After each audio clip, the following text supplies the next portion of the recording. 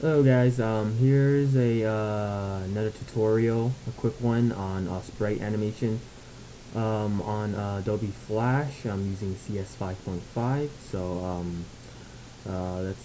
let's start. Just open up a blank action script. Just use ActionScript 3.0, and I already went online, just downloaded a simple one. So just gonna paste it here. And as you can see, I'm using a 8-bit Mega Man from Mega Man 2, and it's most likely going to be the same thing for all the other 8-bit Mega Mans out there. So how you can animate using Sprite is pretty simple. So what we can do right now is just click or highlight the image that you want to use as a sprite animation. Let's go over to modify, select bitmap and trace bitmap. Your threshold and your minimum area depends how well you want your excuse me, your bitmap to be traced. So the less pixels and threshold area, the higher the resolution of the sprite will be. So for instance, if I use this as a 10 and 10 and hit enter, as you can see, it takes time to load, and takes a while, and what it basically does is converts everything into a shape. As you can see over here, if I select this over here and I select, let's say, a part of it, as you can see over here, the shape. Let's go back. Control Z, and there it is. Oops, nope. There you go. So what you can do, you can try out different bitmaps as you want. As you can see, if I go bump this up to 50, it's a bit quicker, but you can't really tell here. But if you go super high, your bitmap trace won't be as smooth. Let me try it again. To like 100. As you can see, if I zoom up over here, you can see it gets really blocky and really bad. And like over here, you don't want this kind of stuff to be happening, especially if someone zooms into your work or something like that. So let's go back and let's make this around like 10. So 10 is pretty good. If you want like super high res, of course you're gonna want it to be 1, but I'm just gonna do is 10. 10 is pretty good for now.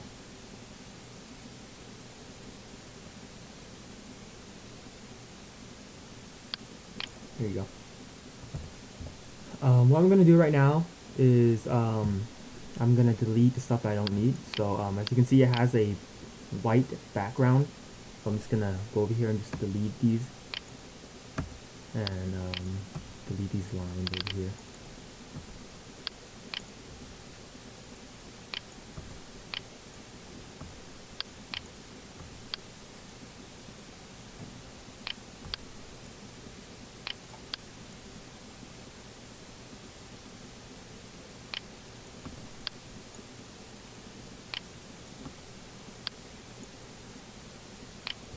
Oops. Deleting these lines is not really crucial right now, but I just don't want it. So by the time I'm going to use these as sprite animation, it'll just be the whole character by itself. So right now, you either use your selection tool or your lasso tool right over here to select your character. So what I'm going to do right now, I'm just going to basically use my selection tool, or for you, if you use lasso tool, it doesn't matter. And I'm just gonna, as you can see, have this highlighted. But what you're going to want to do is use these frame by frame animation. So I'm just gonna actually gonna highlight the rest of it.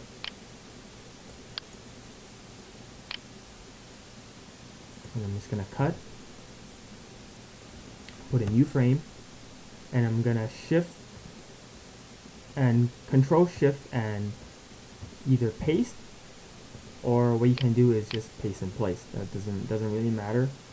As you can see, I sort of cut off his leg over here, but shouldn't be too much of a problem. And then you turn on the onion skin, and you can see your previous frame right over here. You can see what you had before. So this is our process. What we're gonna do, we're gonna animate using onion skin, which is sort of like a traditional kind of animation where you can see the image before, the frame before. So I'm gonna do this for all of them. Okay, F7, and I'm gonna paste in place.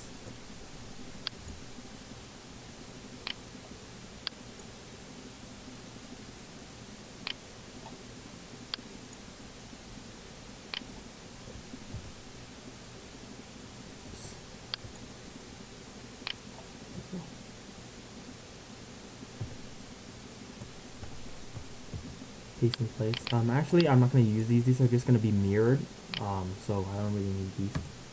And here you go. You can actually see the animation. It's actually sort of slow right now. What you can do, actually, what you can do is you could go over here, onion skin, and put these sort of on top of each other so they look like they're animating. I'm going to put them on sort of like a standstill or a walk cycle, standing walk cycle. So we'll be able to animate it later. So standing walk cycle. Move this over here. That, and see when we render our frame, you see him running. But since we have that standing pose over here, we won't be able to see it. Because sort of this loops, so as you can see, it loops by itself. So I'm gonna remove this frame. So here's your first part of the walk cycle. And I'm gonna render my frame, but it looks really choppy right now because you're missing an in-between frame, which is this one. So I'm just gonna click, hold Alt, and I'm gonna click and drag. And then it does a copies a frame for me. So now if I render it, it looks like he's actually running, but it's going too fast. So I'm gonna do these by animating by 2s. There you go. He looks a little bit more smooth, but his head over here, I think I chopped it off a little bit weird. So as you can see, this is actually this how animation is gonna look like. So what you can do right now is just highlight this whole thing and convert these to I'm gonna highlight all this and I'm gonna convert this into a movie clip. Call it movie clip 1. And here we go. So when I go inside, here's my movie clip 1. Here's my symbol. I'm actually gonna, it converted this to a movie clip, but these are actually its own. So I'm just gonna cut these frames. I'm gonna delete this. And I'm gonna go inside my movie clip.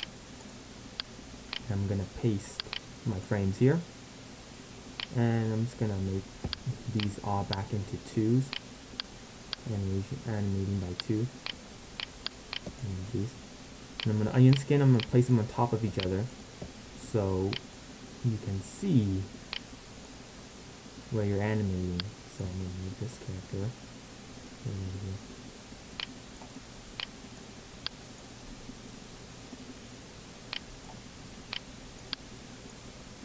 And the reason why I use it as a movie clip is if it's in the movie clip, it will continue looping by itself. So you won't be able to see the animation out here, but when I render it, it'll just be running like that, which just looks really awkward. Which is sort of, there we go. So here's your animation.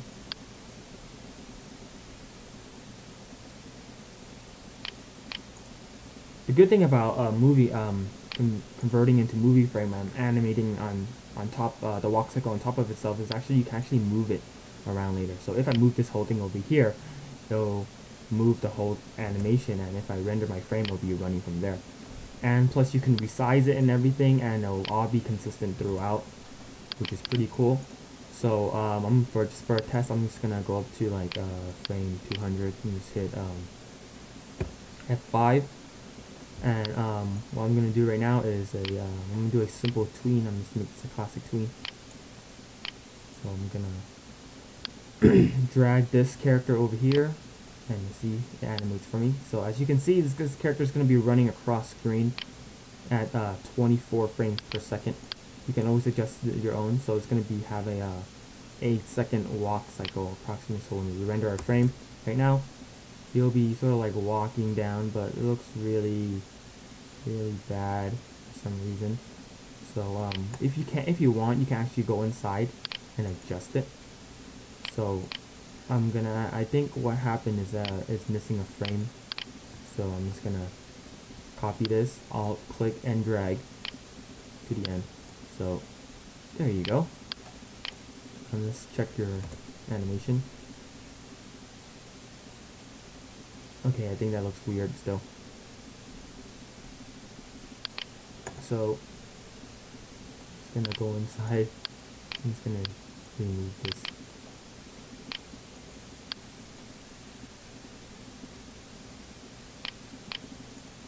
Maybe just add a couple.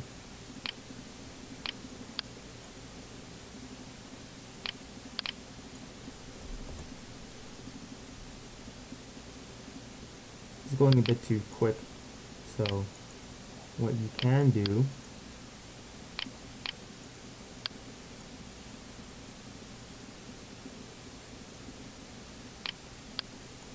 remove this one because I think this one is unnecessary. What you can do is you can make these a little bit longer. Like I'll probably make it like by 3s or something like that. And if you render it, it looks a little bit better, but it's going a bit too slow. So I think 20 frames up to 200 might be too much, or I'll just bump this up to 30 frames, which is what the cinematics use. Because in animation we use 24 frames per second. So when we render this, it'll look a little bit better. So just running across the screen, you can, if you have more sprites, different sprite sheet. Mine only had 4 poses, 8 including the mirror. If you want to make them jump, shoot, be shooting, sliding, or whatnot, you actually do this. You actually make your own. As you can see online, a lot of people use these sprite animations to make little sprite fighting animations, which are some of them are actually pretty intricate and is actually pretty fun to use. And you also paste a background and stuff like that. So the good thing about movie clips are they will always continue animating within the animation, which is good. So I think that's it for my tutorial for today. Thanks for watching. If you like my videos or whatnot, subscribe if you want to. Just hit the like button or whatever, and just have a good night.